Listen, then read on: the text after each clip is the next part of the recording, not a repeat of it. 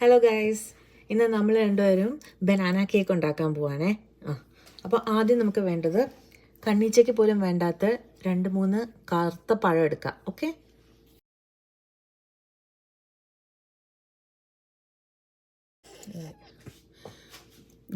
ഇതിലോട്ട് 1/2 cup butter ഇടുക. ഉപ്പുള്ള ബട്ടറാണെങ്കിൽ, ഉപ്പില്ലാത്ത ബട്ടറാണെങ്കിൽ ഒന്നും കുഴപ്പമില്ല. ഉപ്പുണ്ടെങ്കിൽ ഉപ്പിടാതിരിക്കുക, പിന്നീട് ഉപ്പ് ഇല്ലാത്ത ബട്ടറാണെങ്കിൽ കുറച്ച് ഉപ്പ് പിന്നെ ഇടുക, അത്രയേ ഉള്ളൂ. ഓക്കെ, കുറച്ച് വനില എസൻസ്. പഴത്തിൻ്റെ ടേസ്റ്റ് വന്നില്ലെങ്കിലും അറ്റ്ലീസ്റ്റ് കുറച്ച് വനിലയുടെ എങ്കിലും ടേസ്റ്റ് വന്നോട്ടെ അല്ലേ. പിന്നെ ഒരു കുറ്റവും ചെയ്യാത്ത 2 കോഴിക്കുഞ്ഞുങ്ങളുടെ ചെറുപ്പം തകർത്ത് പൊട്ടിച്ചൊഴിക്കുക. ഇങ്ങനെ കണ്ട.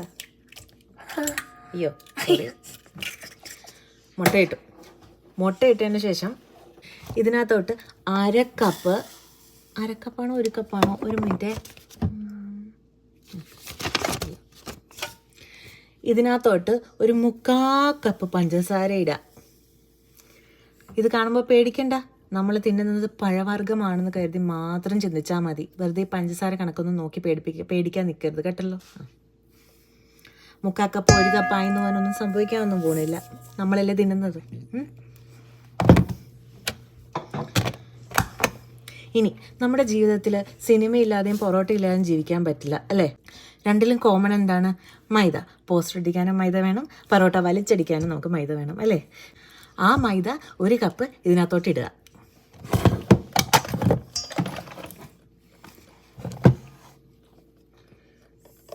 അയ്യോ അമ്മച്ചി, പകുതി മുക്കാൽ അതിനകത്ത് വീണ് കഴിഞ്ഞിട്ടുണ്ട്. ഇട്ടു. ഇനി എന്തുവാ ചേക്കാം? ഇപ്പോഴും ബേക്കിംഗ് സോഡയും ബേക്കിംഗ് പൗഡറിൻ്റെയും വ്യത്യാസമാണ് ഇടാത്ത ഞാൻ. അതിനകത്തോട്ട് എന്തായാലും ഒരു ഇത്തിരി, ഒരു 1 ടേബിൾ സ്പൂൺ ബേക്കിംഗ് സോഡ ഇടാൻ പോവാ. കണ്ട, അത് കൂടുതലാണോ കുറവാണോ എന്നോട് ചോദിക്കരുത്, ഞാൻ അങ്ങോട്ട് ഇട്ടു. ഇനി ഇതിനെ എല്ലാത്തിനെയും കൂടി അങ്ങോട്ട് കൂട്ടി കുഴക്കണം കേട്ടല്ലോ. എന്നിട്ട് ഞാൻ വരാമേ. ബാലവേല സ്വന്തം പിള്ളേരെ കൊണ്ട് ചെയ്യാൻ പറ്റുള്ളൂ. ചെയ്യിക്കാൻ പറ്റുമോ നമുക്ക് ചെയ്യിപ്പിക്കാം അല്ലേ. ആയോടാ പെട്ടെന്ന്. അവൻ നന്നായി അടിച്ചെടുത്തിട്ടുണ്ട്. ഇതിനി 350 ഡിഗ്രി ഫാരൻഹൈറ്റിൽ ഒരു 40 മിനിറ്റ്സ് എങ്കിലും വെക്കണം. അതിനു വേണ്ടി എണ്ണ തേച്ച് കുളിപ്പിച്ച കേക്ക് പാനും ഉണ്ട്. ഇത് ഇതിനകത്തോട്ട് ഞാൻ ഒഴിച്ചിട്ടിട്ട് ഞാൻ അവനിലോട്ട് വെക്കാൻ. ഇത് അവന് വെച്ച് 40 മിനിറ്റ് കഴിയുമ്പോഴത്തേക്ക് കേക്കിൻ്റെ ഗതി എന്തായെന്ന് ഞാൻ പിന്നെ നിങ്ങളെ കാണിച്ചു തരാം. അപ്പം ശരി. അവനെ എന്നെ ഏൽപ്പിച്ചിട്ട് കിടന്നുറങ്ങി.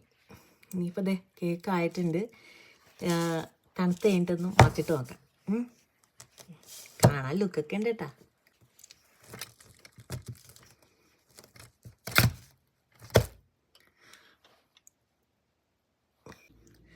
മുറിച്ച് നോക്കിയാലോ.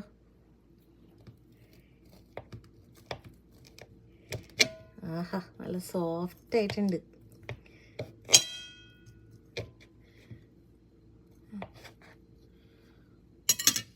ചൂട് പോയില്ലേ? എൻ്റെ പൊന്നോ, ആകെ നല്ല ചൂടാണ്. നല്ല തിന്ന് നോക്കട്ടെ. അയ്യാ,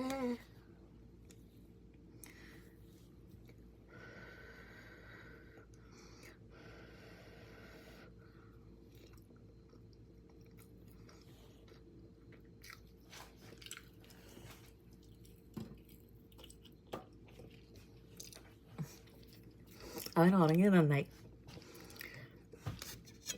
കേക്ക് കരിഞ്ഞു എന്ന് പറയാം അല്ലേ. അപ്പോൾ നിങ്ങൾ ട്രൈ ചെയ്യട്ടോ. ഇതല്ല, വേറെ ഏതെങ്കിലും റെസിപ്പി ട്രൈ ചെയ്യുക. കൊള്ളാമെങ്കിൽ അത് എനിക്കും കൂടെ ഒന്ന് അയച്ചാൽ കേട്ടോ. ശരിയെങ്കിൽ ബൈ.